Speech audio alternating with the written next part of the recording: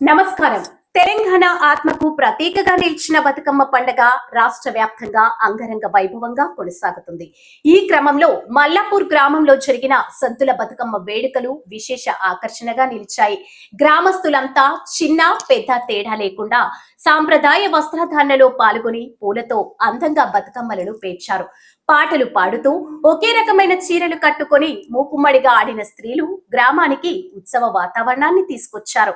ఆనందోత్సవాల మధ్య గ్రామంలోని చెరువులో బతుకమ్మలను నిమజ్జనం చేయడంతో వేడుకలు ఘనంగా ముగిశాయి. తదుపరి రోజు గ్రామస్తులు జమ్మి చెట్టుకు పూజలు నిర్వహించి పరస్పరం ఆలింగనం చేసుకుని దసరా శుభాకాంక్షలు తెలుపుకున్నారు.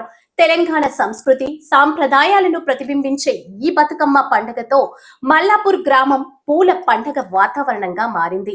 తెలంగాణ సంస్కృతి సాంప్రదాయాలకు అర్థం పట్టిన బతుకమ్మ వేడుకలు మరోసారి మన సాంప్రదాయ శోభను ప్రపంచానికి చాటి చెప్పాయి.